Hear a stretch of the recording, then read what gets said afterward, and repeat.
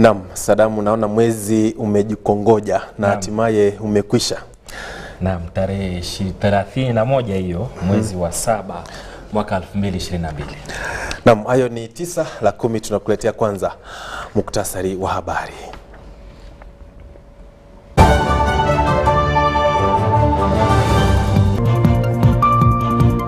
Mvua kubwa Mbale ya haribu mali na kusababisha vifo.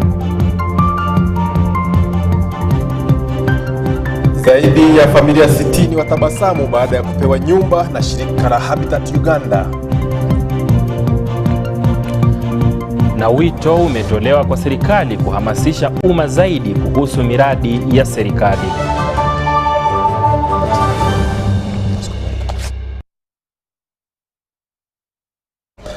Hujambo, basi ni siku ya 31 baada ya mwezi wa Julai au tuseme mwezi wa 7 mwaka huu wa 2022.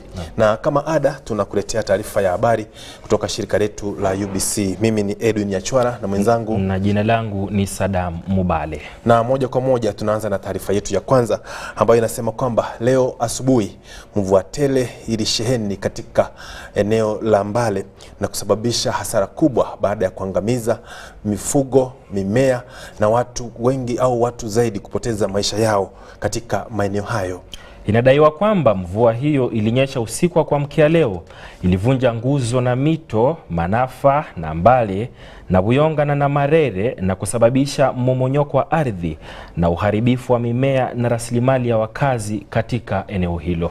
Haya yamesemwa na askofu ambaye alishuhudia kisa hicho wakati wa ziara ya ukaguzi katika eneo hilo, ambapo alisema kwamba mvua hiyo ilisababisha hasara kubwa na jambo ambalo linahitajika sasa ni kushirikiana kwa pamoja na kuhakikisha kwamba wakazi wa eneo hilo samani wamepata msaada wa dharura.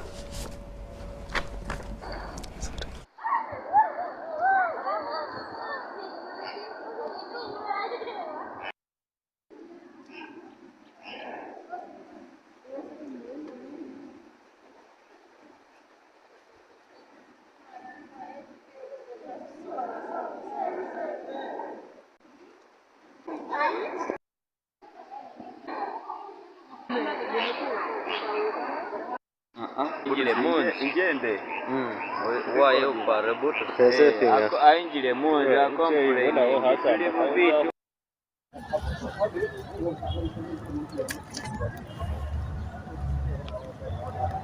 obula amazi yakoze ebindi abantu wano.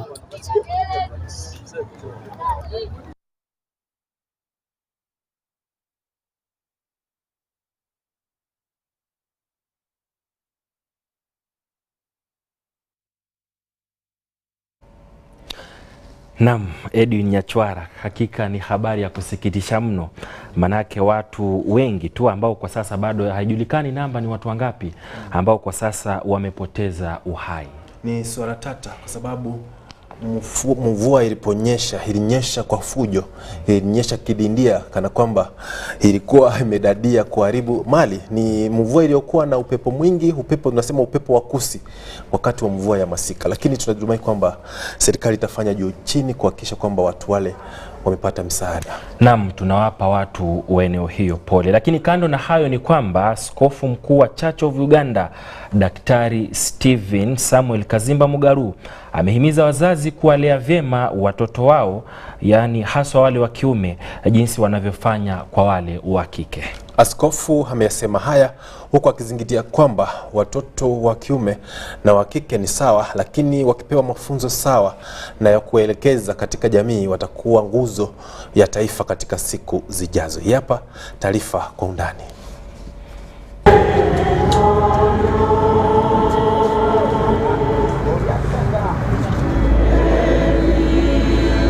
Ilikuwa furaha tele ambapo askofu mkuu wa Church of Uganda Kazimba Mugaru katika ziara yake ya ukaguzi wa baadhi ya kazi mbalimbali za ujenzi wa kanisa nchini.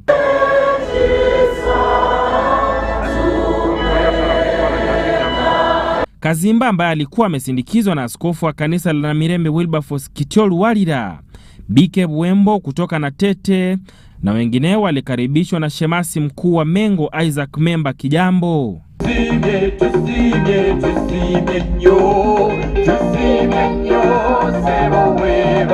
Nza okulimu okwaniriza kade waffe Saabalabizi w'ekkanisa ya Uganda, the Most Reverend Dr. Samuel Kazimba Mugalu.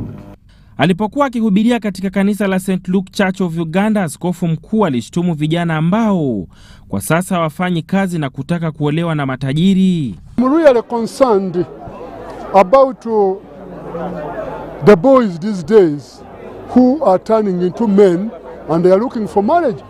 Whenever they are asked what kind of woman you would like to have, these are the answers. I'd like a woman who will take care of me. A woman who will be able to buy underwear for me. Really? Are you a man? We should be men. Kazimba pia ameonya wazazi kukuza watoto wao wa kiume vizuri jinsi wanavyofanya kwa wa kike ili kudhibiti ukosefu wa nidhamu ambapo kwa sasa umekithiri mno katika vijana wa kiume. To emphasize the issue of giving equal rights with the boys and the girls. Definitely, girls are very vulnerable and precious. We need to protect them. But experience has shown, unless the boys are well groomed and empowered and sensitized to know the value of a woman, these are our mothers, these are our sisters, then the domestic violence will not stop. The girl child has been elevated, which is very important because these are mothers, but the boys are left behind. Askofu ana Mirembe Cathedral Wilberforce Kitolu Walira amepongeza Kazimba kwa kazi nzuri anayoifanya ya maendeleo katika kanisa. Tuseka kano sebo olw'obuweereza bunokolako nga tulina Family TV. Mukama waffe yebazibwe. Era olugendo olutambuddwako ku bbanja lya Church House luzaamu amaanyi. Walira hata hivyo alizungumzia baadhi ya changamoto anazozipata tangu aingie ofisini. Ndiye ejibaddewo ekkanisa nga bagikaazakaaza mu mbuga z'amateeka ate okusingira ddala nga taata gw'osookayo. Ebimu bya ttaka, birala bya makanisa, ate oluusi kulonda mu bulabirizi. Kale nno ssebo tukusaasira olw'ensonga ezo.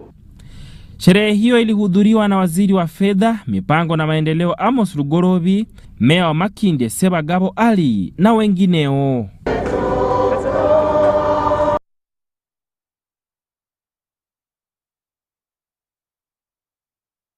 Habari ndio hiyo Sadamu, kwamba mtoto mvulana ameanza kuachwa nyuma sana. Na kumbuka ulimwengu ulipofanya juhudi kuhakikisha kwamba mtoto msichana ama haki za mtoto msichana zimetetewa. Nini maoni yako kuhusu nafasi ya mtoto mvulana katika jamii nao? Naam, ni tabia ambayo imekithiri haswa kwa vijana ambao wapo kati ya umri wa miaka 30 hadi 18 hivi. Manake ulikisikia jinsi askofu alivyosema kwamba inafaa vijana hawa wajitahidi na wafanye kazi kwa bidii, wasisubirie tu kwa lugha inayosemekana, yani lugha ya Kiingereza eti sugar mami wale. Naam, kwa hakika ni upotovu wa dhamu, ni tabia mbovu mno ambayo haistahiki kumilikiwa na kijana yeyote huko ambaye bado ana nguvu na vile vile anaweza kujifanyia nguvu na kupata pesa zake kipato. Pia askofu ameongezea kwamba vijana waamuke mapema, wachape kazi.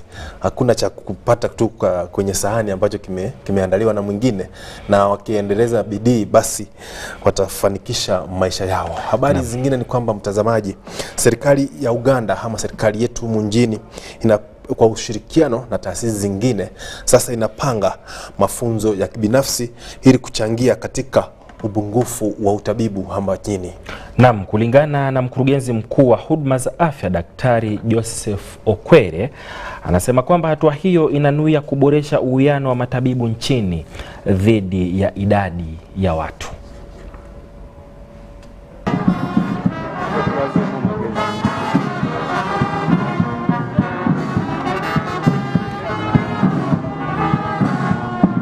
Huyu ni Helen Grace Asamo, waziri wa wazee na watu wenye ulemavu Yuko hapa kuwakilisha naibu rais Meja Jessica Alupo katika mahafali ya kwanza ya Agul School of Nursing Midwifery na kuanzisha rasmi kwa taasisi hiyo. I am happy to officiate at this ceremony where about 700 trained nurses and midwives are added to the pool of the skilled health professionals to support implementation of government health policy. I am particularly grateful to the directors and management of Agule School of Nursing and Midwifery for inviting me. This reminds me of those days when I was a Minister of Education and Sports, and also helps me to physically monitor government projects in my capacity as the Vice President. The Vice President has put herself as one of the people who made sure that this institution became one of its. And Honorable Ochua at that time she was the Minister of Education, and I think that's the time even you got the license. Kutokana na viwango vya juu vya wanafunzi wanaondoka shuleni, aliyekuwa mbunge wa eneo hilo David Ochua alianzisha taasisi ya mafunzo ya wafanyakazi wa afya mwaka 2013. Most of them after S4 they were getting married, and when you follow up into the academic background, some of them do qualify to do science courses like midwifery and nursing. And of course the other problem that was happening in the community, non-trained medical personnel were the ones who are managing the drugs in the community, and that was also creating a problem.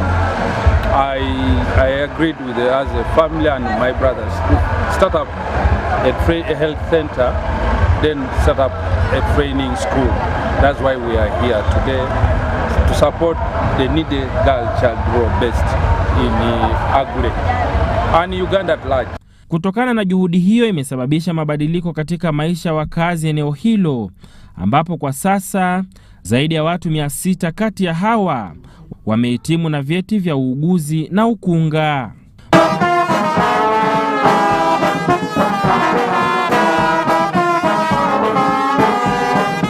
Mkurugenzi mkuu wa huduma za afya Daktari Joseph Okware aliahidi msaada wa wizara kwa taasisi za kibinafsi za mafunzo ili kuboresha sekta ya afya katika eneo hilo. Your Excellency, to receive 700 nurses and midwives at a go in the ministry is no mean achievement, and I want to extend our appreciation to Agule School of Nursing. You've done a great job.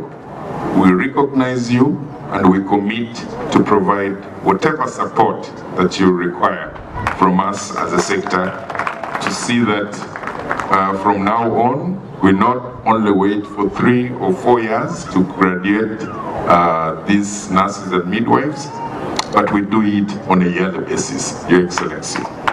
They have all our support to do that. Wahitimu hao walitoa wito kwamba shule hiyo yaanzishe masomo ya stashahada, kwani 80% ya wafanyakazi wa huduma ya afya nchini wana vyeti vya stashahada. Naam, kando na hayo ni kwamba zaidi ya familia 60 katika maeneo bunge ya 10 na Mwenga wana sababu ya kutabasamu baada ya kupewa nyumba za makao na shirika la Habitat Uganda katika juhudi za kupunguza nakisi ya makazi nchini. Familia hizo zilikuwa zinaishi katika maisha ya kiholehae, lakini sasa wanatabasamu baada ya kupewa msaada huo ambao utakuwa maskani yao katika siku zijazo. Hapa taarifa kwa undani.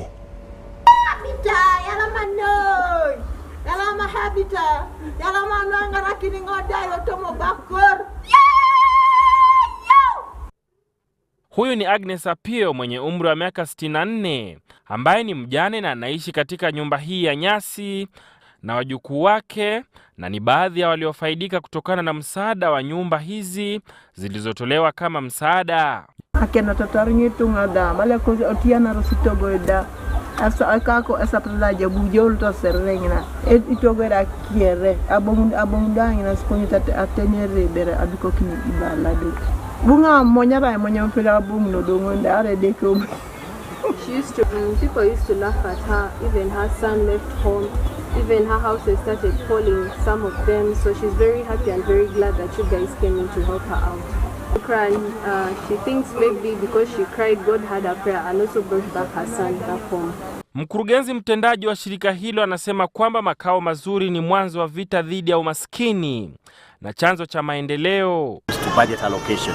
But it's also unfortunate to note that for the last over 14 years, the housing subsector has been the least funded over the last 14 years or so. And I think it is very important to begin collective action, collective impact, working closely with the government to be able to bring to realization that housing, homes are very critical and a critical facilitator and catalyst in the NDP3. We are demonstrating that this is possible, to use local materials and resources to put up a low-cost house. And then we've also worked with different partners to contribute to developing new technologies where we can produce materials that we use in the construction, and we also train the youth. If you're youthful, you have the energy, you have the capacity to think beyond the box. We train the youth to have skills in construction. Zaidi ya vijana 48 na familia mbalimbali walipewa ujuzi tofauti wa ufundi na vifaa vya kuanzia ili kujitegemea kimaisha. Viongozi wa eneo hilo wakitoa wito kwa jamii eneo hilo kujitosa katika mradi wa Parish Development Model ambao utawafaa kimaendeleo. So the communities are needed. Famine is very terrible. As you see people like this, a number of families sleep hungry without food. And I therefore call upon the intervention of other partners, the intervention of government to rescue. But I'm also aware that government cannot do everything. That's why I want to encourage my community members to be very productive in the community to help the young generation grow up positively. We are happy for the services that they have given us. I know that the life of the people here will be improved better than what it is now. The parish development model is real and it is ready to change the livelihood of the people. Shirika la Habitat for Humanity Uganda limejenga na kukarabati zaidi ya nyumba 40,000, limeboresha maisha ya watu wasiojiweza 240,000, jambo ambalo limechochea upungufu wa ukosefu wa vyumba vya makao nchini kwa 1.6%.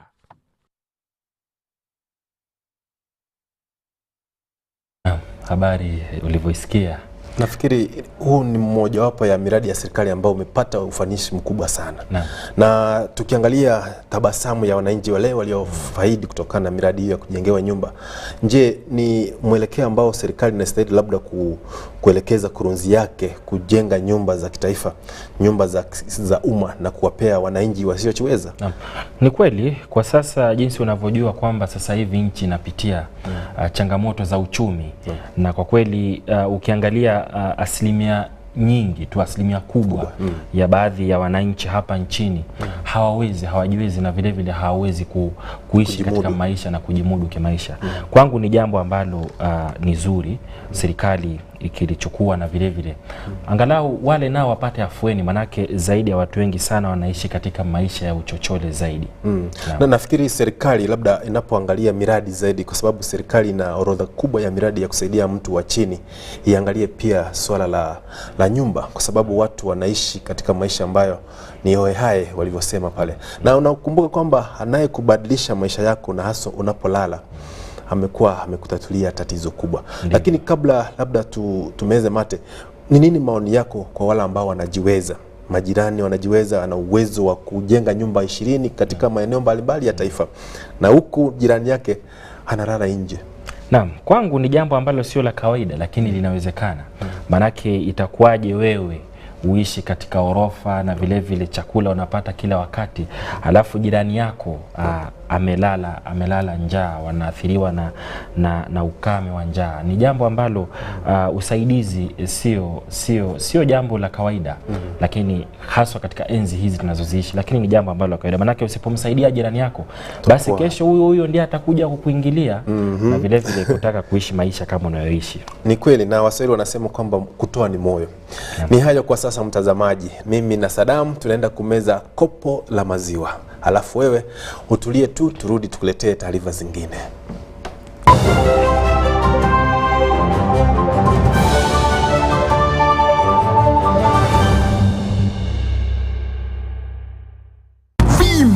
Ni MTN Kabode Super as you pay mpola for this smartphone.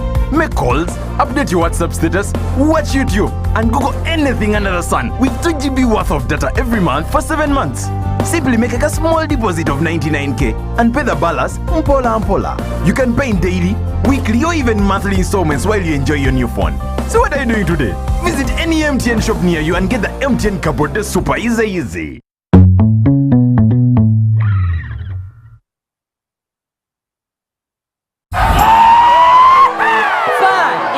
Flavor. When we're together, the vibe is pretty alright. Our taste is pretty awesome.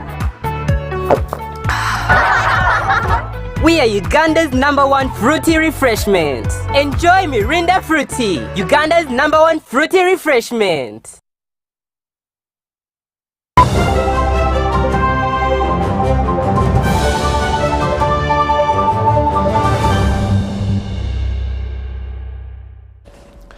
Karibu tuendelee kufahamisha. Ni shirika la UBC kituo nambari 1 mtazamaji, ambacho kinakuletea habari katika lugha ya Kiswahili na kupa fursa wewe mtazamaji kufundisha lugha hiyo kupitia kwa habari zetu.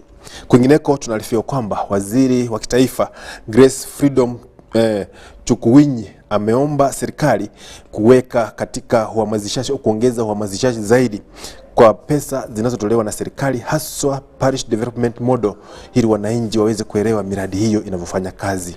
Waziri aliongeza kwamba watu wengi mno katika eneo hilo hawajahamasishwa vilivyo kuhusiana na mpango huo ambao unaendelea kwa sasa. This financial year, each parish is going to get 100 million shillings. Now, the challenge is when eventually the household gets the 1 million, we need to support the households to plan properly. That is what has been missing. People have gotten money, people don't know how to use the money, and in the end, it does not help them. We would like to ensure that each household which gets money for poultry, for piggery, for whatever crop, coffee, Irish potatoes like it is here, they should be helped to plan properly so that they can get benefit out of it. One other issue that we found from the field out of this discussion is that somehow there is something like mixed communication. What we are communicating as a district based on the PDM guidelines sometimes is contradicted by the politicians, especially who are coming from outside the district. But we had the opportunity to streamline it. We responded, we gave them the correct position as per the PDM guidelines, and right now they are quite comfortable with it. So this money should be used carefully. Nobody should distort this information. I heard somebody say, you can use it even for paying fees, you can use it for whatever you have been lacking. No, this money is to enhance, to boost productivity in order for you to earn income, in order for you to live better.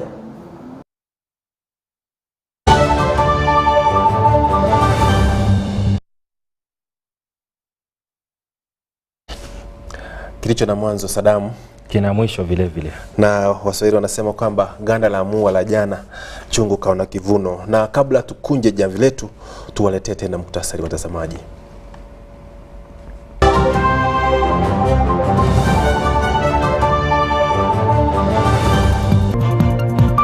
Habari zetu ni kwamba mvua kubwa Mbale yaharibu mali na kusababisha vifo. Zaidi ya familia 60 za tabasamu baada ya kupewa nyumba na shirika la Habitat Uganda. Na mwisho ni kwamba wito umetolewa kwa serikali kuhamasisha umma zaidi kuhusu miradi ya serikali. Ni hayo tu kwa leo mpenzi mtazamaji, nimekuwa na mwenzangu Sadamu Muballe, na sasa nakuja na Magezi atuletee utabiri wa hali ya hewa. Kwa kujiunga nasi, karibu kwenye utabiri wa hali ya hewa kutoka Mamlaka ya Kitaifa utabiri wa hali ya hewa pamoja na UBC. Mtangazaji kwa mimi Magezi Africano. Tuko na hali ya mvua ya hapa na pale sehemu nyingi za nchi, na ripoti za mvua iliyonyesha jana zinaonyesha kwamba Bududa ilipata ya juu zaidi na milimita 68 hatua 2. Gulu ilinyesheka milimita 58 hatua 0. Tororo ilikuwa milimita 22 hatua 5, na Kabale ilinyesheka milimita 19 hatua 3. Sepnyiki za setaiti zinaonyesha kwamba ukanda wa mvua imesongea karibu na nchi yetu, ndio kwamba imesababisha hali ya mvua tuko nayo nchini mwetu. Kesho asubuhi tunatarajia kiasi cha mvua ya rasharasha sehemu za kuzunguka Ziwa Victoria, sehemu za Kasese pamoja na Gulu, lakini sehemu tofauti nyingine zitakuwa na mchanganyiko wa jakari na jua kuchomoza. Wakati wa alasiri tutapata mabadiliko na sehemu nyingi tutapata kiasi cha mvua ya ngurumu, isipokuwa sehemu za Ziwa Victoria itakuwa mvua ya rasharasha. Kwa hivyo tunatarajia hali joto ya juu zaidi kwa sehemu nyingi nyuzi 27 sehemu Karamoja, Kotido na pamoja na sehemu za Kasese, lakini sehemu nyingi kama Arua itakuwa 25, na kwenye milima ya Kigezi tunatarajia itakuwa chini kabisa kama nyuzi 19. Kwenye miji kadhaa duniani tunatarajia sehemu tofauti kuwa na hali ya mawingu sehemu nyingi, lakini sehemu za Nairobi tunatarajia mvua ya rasharasha. Asante sana kwa kujiunga nasi, tuonane hadi mwingine. Kwa heri.